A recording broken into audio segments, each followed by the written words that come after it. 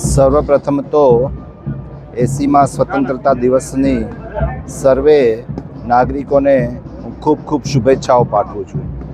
આજે સાબરકાંઠા જિલ્લા કક્ષાના આ સ્વાતંત્ર્ય પર્વની ઉજવણી આજે ખેડ બ્રહ્માની પ્રાકૃતિક અને સાંસ્કૃતિક ધરતી ઉપર ઉજવવામાં આવી, જેમાં માનનીય સાંસદશ્રી, પૂર્વ સાંસદશ્રી, ધારાસભ્યશ્રીઓ, સંગઠનના હોદ્દેદારો, કલેક્ટરશ્રી, એસપી સાહેબશ્રી, વિવિધ વિભાગના સર્વે અધિકારીશ્રીઓ અને જાહેર જનતામાં ખૂબ મોટી સંખ્યામાં લોકો આ પર્વની રંગેચંગે ઉજવણી કરી.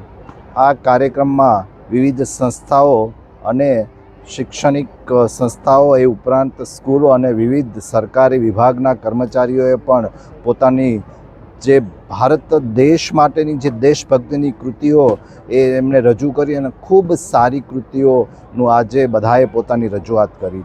તેની સાથે સાથે આજે ભારત દેશ માનનીય વડાપ્રધાન શ્રી નરેન્દ્રભાઈ મોદી સાહેબ વિકસિત ભારતના સંકલ્પને લઈ અને આગળ વધી રહ્યા છે, ત્યારે હું સમગ્ર દેશની જનતાને હું આ સ્વતંત્રતા પર્વની ખૂબ ખૂબ શુભેચ્છાઓ પાઠવું છું. તેની સાથે આજના કાર્યક્રમમાં જે અલગ અલગ વિભાગમાં જે કર્મચારીઓ પોતાનું શ્રેષ્ઠ પ્રદર્શન કર્યું એમને પણ આપણે પ્રતીક રૂપે એને સ્મૃતિ ચિહ્ન આપી અને એને બિરદાવ્યા છે.